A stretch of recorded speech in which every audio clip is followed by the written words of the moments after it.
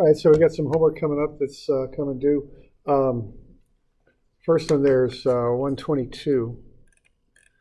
Now what we got here is kind of a exercise in strain, both axial and lateral. So you got any questions on that for starters?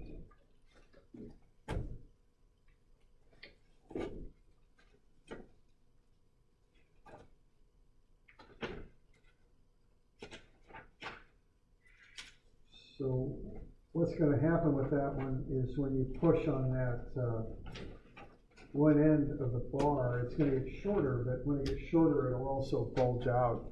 So what we want to do here first is figure out how far apart those points are, and then we're going to want to figure out how far they are apart after the load's applied. All right, now if you remember from statics, you can use theorem of Pythagoras in 3 dimensions. So if you want the distance from A to B, what you do, you just take the 3 dimensions and take the square root of some of the squares. Okay, so you just go 7 squared plus 3.15 squared plus 4.20 squared. And then just take a square root.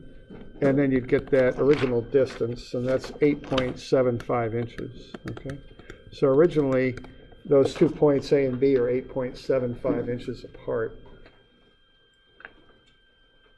Now what's going to happen is you're going to push on that one end, and when you do that, things are going to change. Okay, so what's going to happen when you do that is you're going to make it different. You're going to take this end here and you're going to push it in, because anytime you apply a stress to something, you make it longer, shorter, whatever. So we're pushing on that.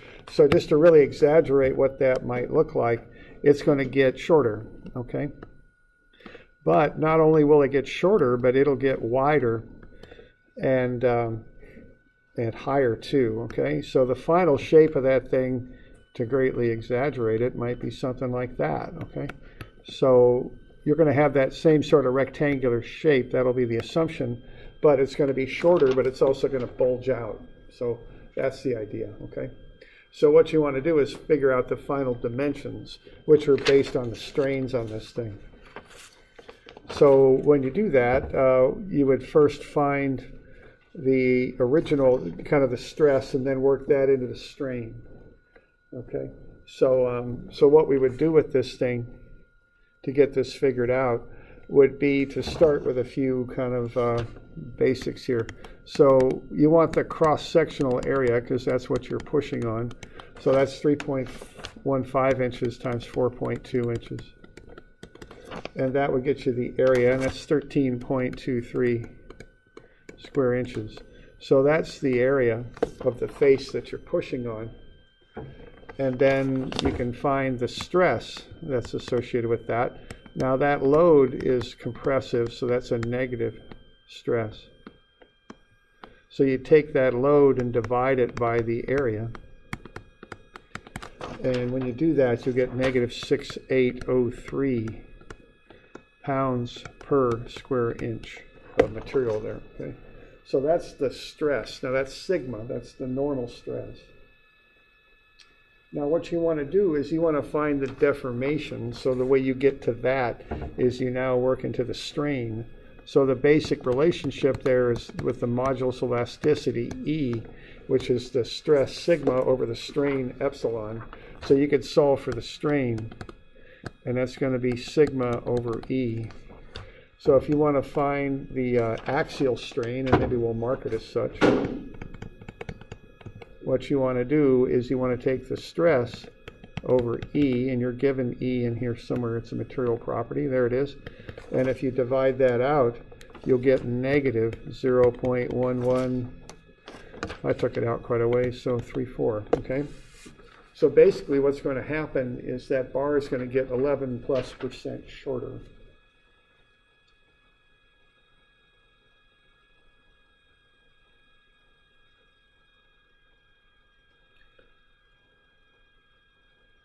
right? So once you got that, the next thing to do, I think, would be to find the lateral strain. Now what you got there is Poisson's ratio, and that's negative the lateral strain divided by the axial strain. Okay. So if you work through that, you can find the lateral strain. Now the lateral again means side. That's the meaning of the word lateral. So this is the strain on the side, and that comes out to be, whatever it comes out to be, 0.04535. Okay.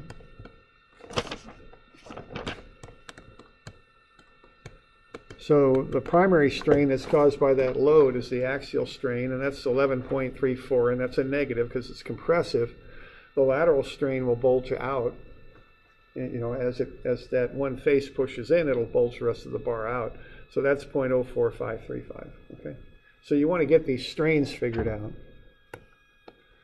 Okay. And that's the axial strain, and there's the lateral strain. Now, once you've got that, you want to find the deltas. Okay. So, for instance, delta L here, the length being the long dimension of that bar, is the strain times the length. Because see what strain is delta over L. So what that means is delta is equal to strain times the length. All right. So you can work with that a little bit and start to figure out what the deltas are. So you can get delta L, okay, and that's going to be the negative 0.1134, negative because it's compressive, times the original length, which is exactly 7 inches. So that'll get you the delta, and that's negative 0.794. So if the original dimension is 7 and you take away the 0.794, you'll get the final length, and that's 6.206. Okay. So what we end up with then, I guess you'd say, is the new length, and that's 7.000, bunch of zeros, minus 0.794, as I just have written above there. So that's 6.206. Okay. And you can do the same thing for all three sides. You can find out the final dimensions of that bar. So this is kind of an exercise in working through these relationships. Yeah, we got a question there. So if that lateral strain of that 0.04, and so that's like the 4% that moved out, is that 4% out in both directions, or is it like 2%? Basically so the total lateral strain is 4.535%. So the strain, I guess, that will cause, so when you start finding the deltas on either side, or it would be half of that. So on either side, you got 2.2257 or something like that. Yeah. Okay. Okay. Or whatever the heck it is. Okay. All right. So you just kind of go through that process then. So you can find delta for the height, and what that's going to be is, see, that's lateral, so that's the 0.04535 times the original h for the height, 3.15. So that'll get you the delta for the height, and that's 0.1429. So your h nu, what that'll be will be the 3.15 plus the delta. So that'll be 3.293 basically. And then you can go ahead and find the last one, okay?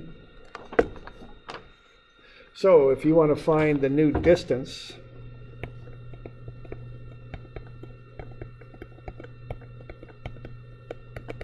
okay, what that'll be will be just theorem of Pythagoras again.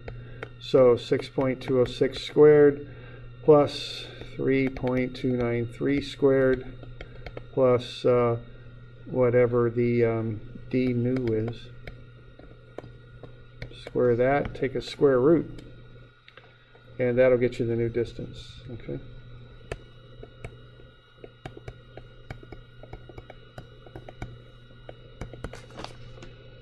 And that's 8.285 inches. Okay.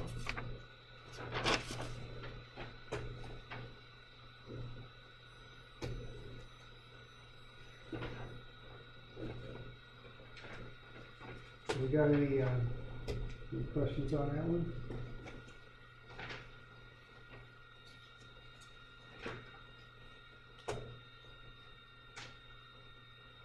All right.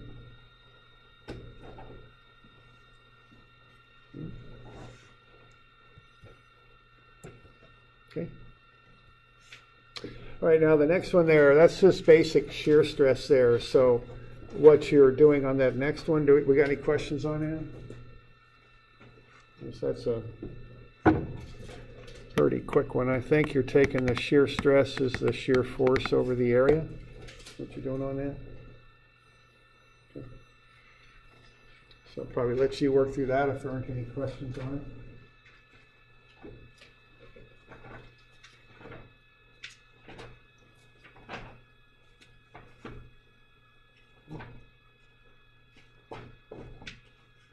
And then the last one's a little bit trickier there. It's a bolt, and you do need to kind of pay some attention on this one, on how it goes.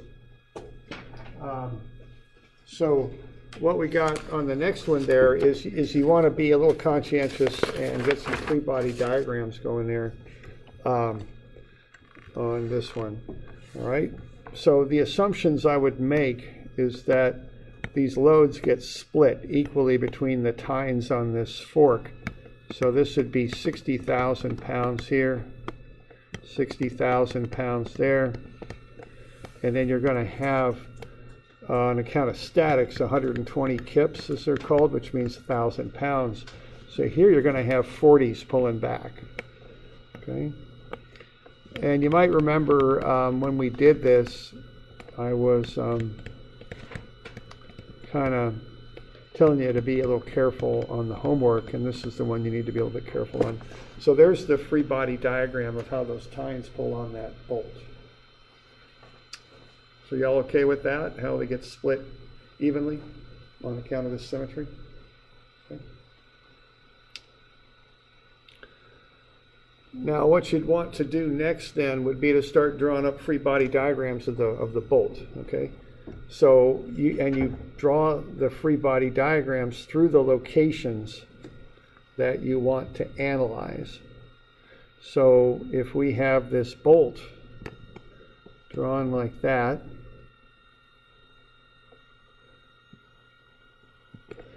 and then we've got these three loads,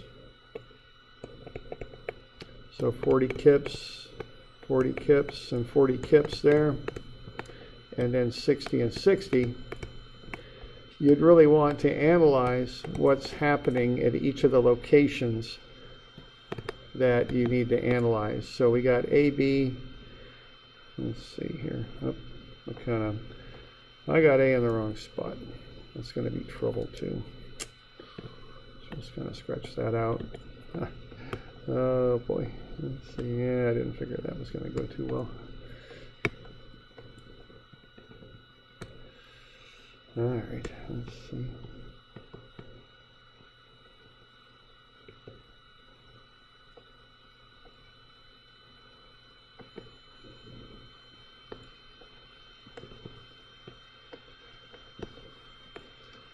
All right. So we got something like that, and then what we're going to do here is go ahead and put those points in there. So there's A, B, C, and D. All right, now if you want to start figuring out the forces, you're going to want to do it at A, B, C, and D. So if you want to find the force in A, I would cut a free body diagram that goes through A, like we discussed. And what you would have then would be the top of that bolt. And then you want to find this internal force. Now you're pulling with 40,000 pounds this way, and what you want to find is the shear at A. So if the bolt is going to prevent itself from failing there, what you're going to do is you're going to go sum of Fx and set that equal to 0, and you're going to have negative 40,000 plus the shear force in AB. So VAB, or excuse me, the shear at A is what it ought to be. There we go. So the shear at A is going to be 40,000 pounds. Okay. Now, if you look at B, what's going to happen there is you're going to have a bolt like that, and you're pulling this away with 40,000, and then you're pulling the other way with 60,000, because what you're doing there is you're cutting through the point that you want to analyze. So if I want to solve for the force in B, I cut the bolt at B and I take the entire bolt to the top. Okay? Then above B, I've got 40,000 to the left and 60,000 to the right. So what I would then want to do would be to solve for this shear force at B. So again, I can go sum of Fx and set that equal to 0, and I'm going to have negative 40,000 pounds for that top force, and then I'm going to have 60,000 pounds for the one below that, and then I'm going to have minus VB. So when I solve for the shear at B, what I'm going to get is 20,000 pounds there. Okay. So notice with the bolts in this configuration here, you're not getting, all the loads are not equal. They vary depending on which one you're looking at. Okay?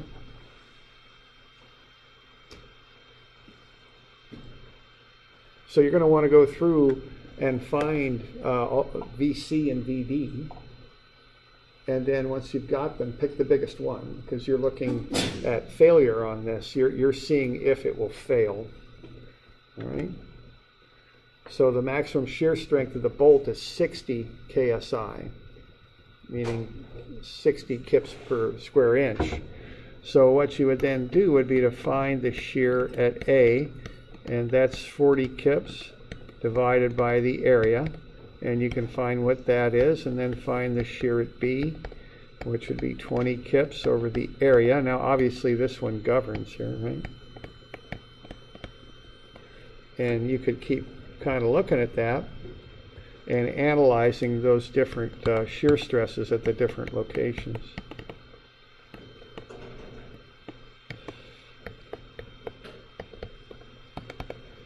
Okay, and pick the biggest one.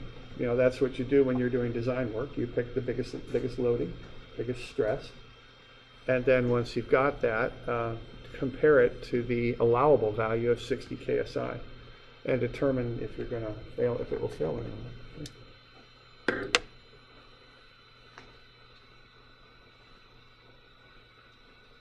You got any questions on that?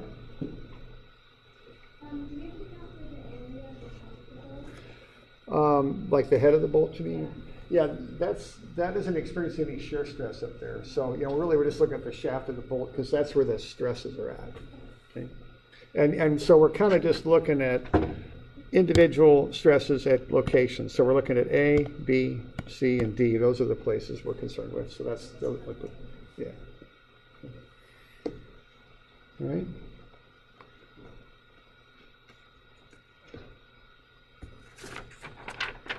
So any other questions on that?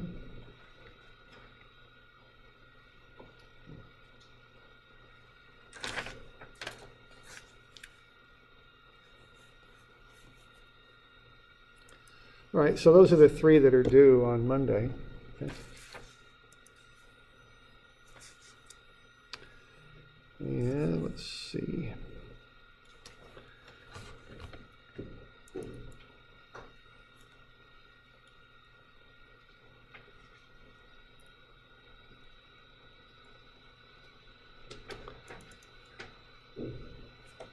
So why don't we have a look at shear strain a little bit here compared with the homework. Okay, Monday.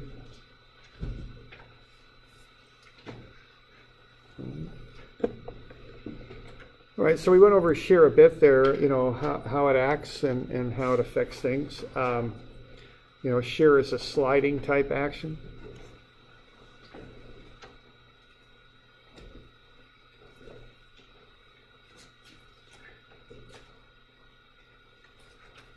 So the sliding causes strain as well, so we want to kind of understand that and pick up on it a bit. I'm on page 180, that's where I'm at. So if we apply these sliding type loads to different situations here, what we end up with is a sliding type of deformation. So if the bottom of that book is attached to that surface and you apply a force to the top, what happens is that original right angle that you see there on the left and right-hand sides of the book, right there and there, when you push on that, it's not a right angle anymore. It kind of rolls a little bit, okay? So it's going to do something like that. So the way we define shear strain is we look, it's the same formula as normal strain, just things are oriented differently. So we're going to have delta, which is parallel to the load now, and then the original length, which is perpendicular to the load. So the shear strain, which we use the letter gamma for, is delta over L. Okay? That's how we define it. That's the fundamental definition of it. And I've got a little sketch to that effect on page 180. Okay? So gamma is delta over L, which are shown on the sketch there. Now there's other ways to define shear strain. You can also look at the angle in radians that you have there, what delta over L represents. Okay, so what delta over L is the tangent, which is opposite of and adjacent of delta over L. Those two things. Well, excuse me, that really isn't accurate, is it? It's what that is. That's equal to the tangent of the original angle, which is 90, which is pi over 2, minus whatever angle is occurring there. I guess I called that theta prime. That's another way to define it. So you typically can, there's two ways to call out shear strain. The fundamental way is it's delta over L. All right? But there's another way to do it too, and that's to look at this angular deformation right in there, okay, and call that gamma, and call that an angle.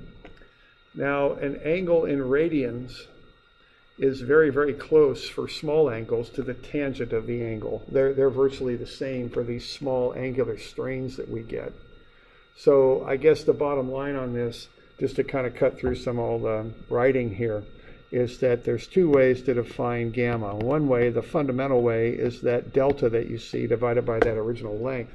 So delta is parallel to the force, L's normal to it. But the other way to do it is to look at that angle in radians. Okay, so if you have an original right angle there, and then you turn a little bit, and you can look at this angle. So gamma is also measured as an angle in radians, you might say. That might be an easier way to word this as opposed to all the kind of stuff you see on that handout. That's another way to define it.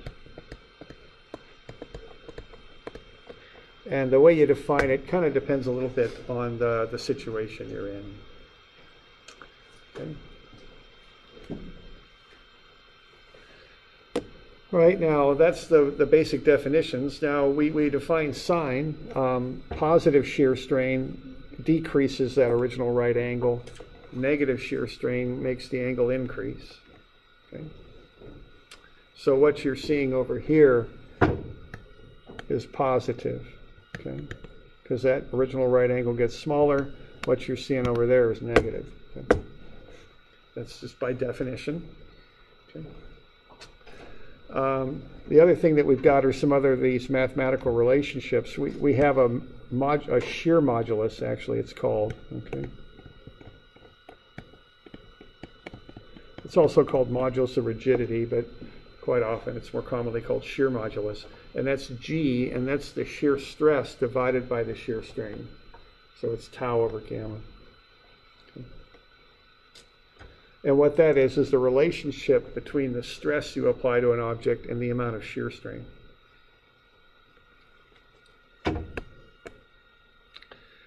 And then the last thing is we've got three material properties, and there's the relationship between them. E, the modulus of elasticity, is 2 times 1 plus nu, Poisson's ratio, times G. That's a relationship that ties those three variables together. Okay.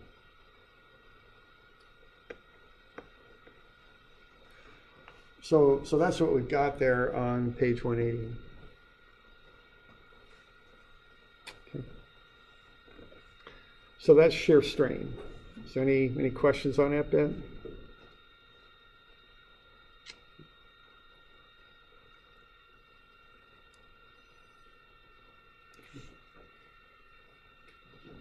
All right.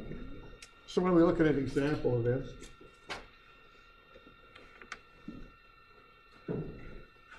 here's a bolt cutter. I don't know if you ever go to the hardware store, they have chain cutters there. So what a chain cutter does is it holds one link of the chain rigidly on one side, then just has a shearing device that just shears down through it on the other side. Okay, and you could design a bolt cutter in a similar way. So let's say we've got the bolt that fits tightly in this opening here, and then we're just going to put another jaw next to it and just shear down through it, and that's how we're going to cut these bolts. We're going to apply a 3,000 Newton load, okay, like so. And we got a bolt diameter of a centimeter. Now let's say we've got this bolt cutter's gotten a little bit old, so there's a gap between the two blades, what holds the bolt and what shears through. There's a bit of a gap in there. And if you ever notice, if you get a pair of scissors that start to not work very well, usually they get a little bit loose, and there's a bit of a gap between the two blades. You know, that's what makes them work less well. And so what we've got here, we got a bit of a gap. And let's say we apply our 3,000 Newton load and we don't shear the bolt. What we do is we do this to the bolt right here. So over that 0.15 centimeter gap, we move the one side of the bolt down with respect to the other a very small amount, 0.00012 centimeters. Okay. So if I take this little bit here, that piece of the bolt, and I look at it, that's what's going on. That's the part that's getting deformed. I've got that 3,000 Newton load there on the right, and it's causing the deformation that you're seeing in the bolt. So what that would be a shear strain, okay, that you're seeing there. So let's analyze this a little bit. Let's find the shear strain in the bolt, the shear modulus for the material, and the modulus of elasticity for the material. Okay. And what we got Poisson's ratio, it's 0.3 right there.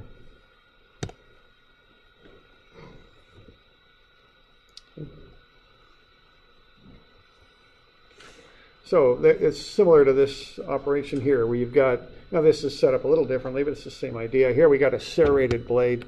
That's what holds the rod here. And then we got a sharp blade that cuts through. It's similar to the bolt cutter, though. It's the same sort of idea. If this nut comes loose, it's not going to shear nearly as well. Okay. That's the idea. So that little gap in there is causing us some problems. And it's leading to some shear strain in the bolt. All right. So what do we got there when we start working through this? If we kind of focus on this little sketch here, what's the shear strain? Okay, it's defined as delta over L. So given the sketch you're seeing there, how much have you deformed the bolt? What's the deformation in it?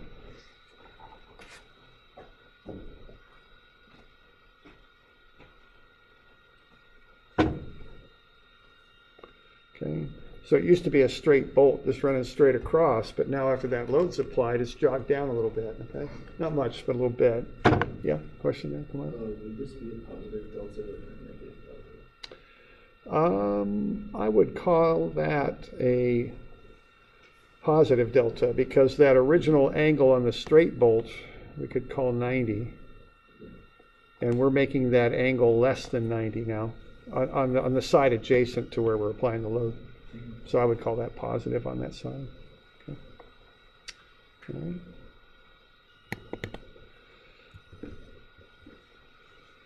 All right, so what do we got here? We've got delta. Now, when you're doing strains, just be sure that the units match, your length units match. So that's 0.00012 centimeters. That would be how much you're deforming the bolt. You're making it move a little bit, you know, you're deforming it. So you're doing this to it.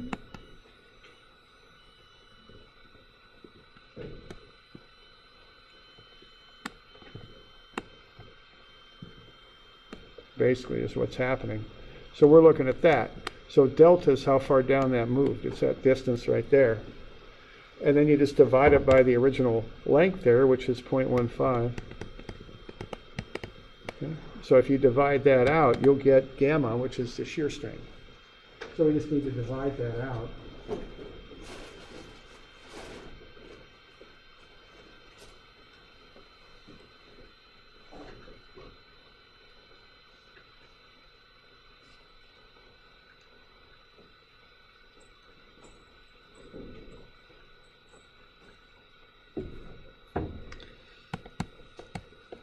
So 0.0024. That doesn't look quite right, does it? It should be, what, should be 0.8 or something. I think I hit a wrong button. I forgot that one on there probably. What do we got?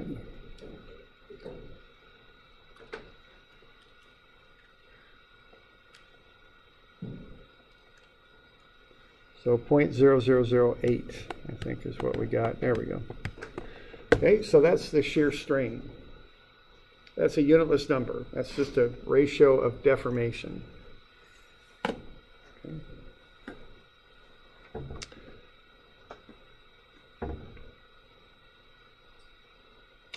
All right, now what we want is the shear modulus for the material, which is G is tau over gamma, like so. All right, so what we got gamma, but we're going to need to get tau to get that modulus.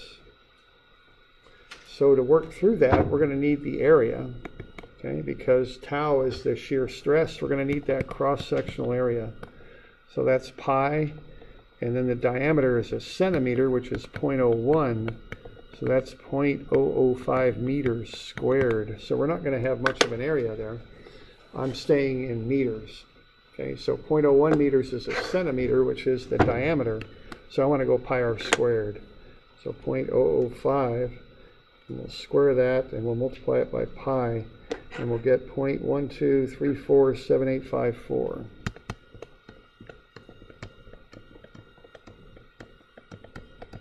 And that'll be meters squared. When I do stresses, I want to stay in standard units.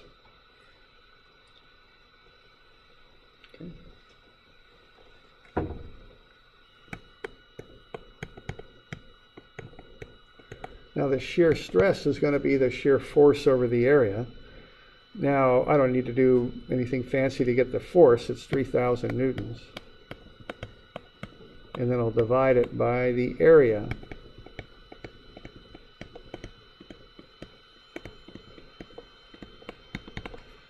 So this is going to get into a big number. These stresses typically are large numbers.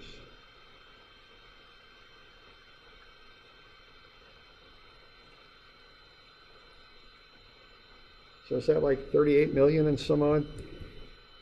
Yeah, okay. So that's 38,197,186 newtons per meter squared. So that's 38.2 megapascals. All right, so there's the shear stress. Okay.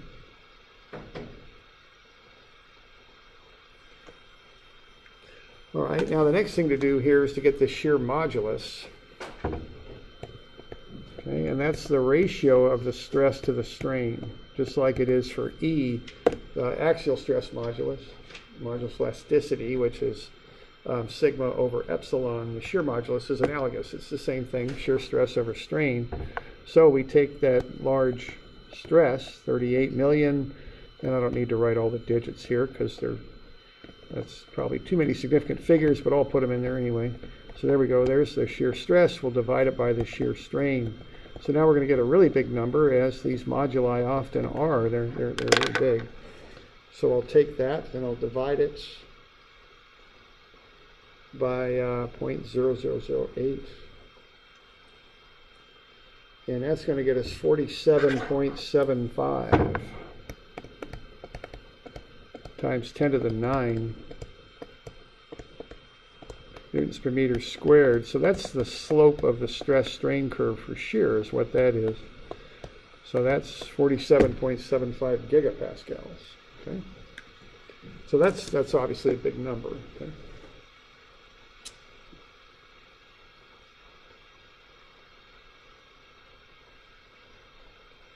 Okay.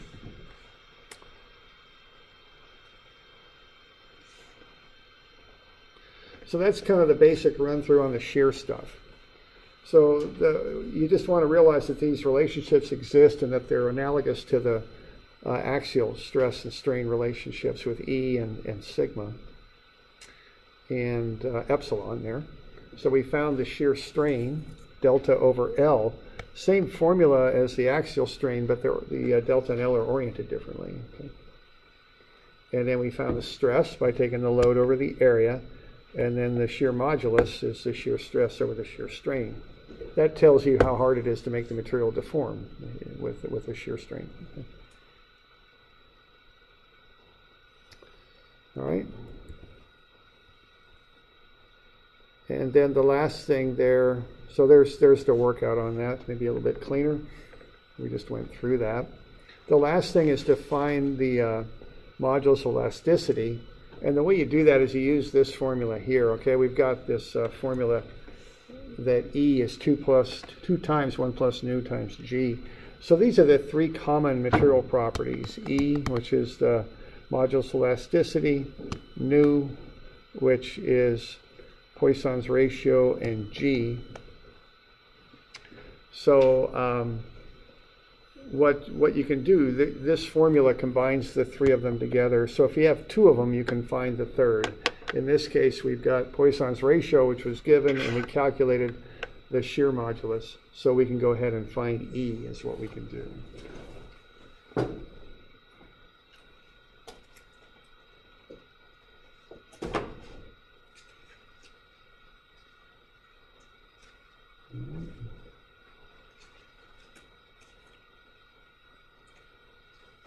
So do we have any questions on that stuff?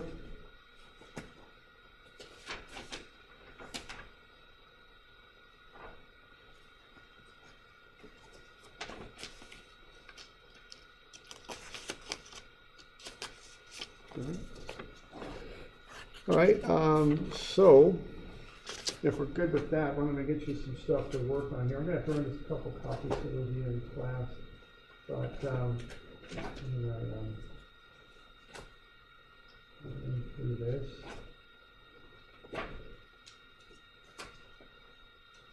So what I'd like you to do is 141 and 143. And then I have a handout here for you. So let me figure out what that is. Like I said, I'll just have to make a couple copies here.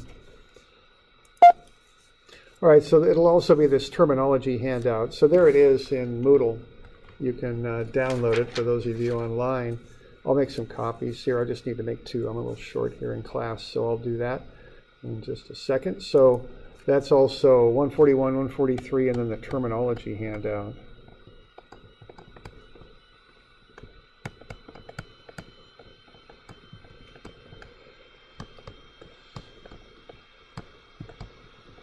Let me make that due Wednesday, at least 3.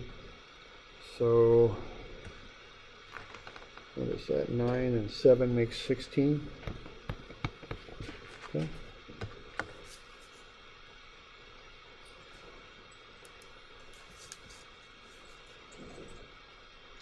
All right. So if you have a look at these things, this handout, it's the terminology handout from Moodle. What we've got there is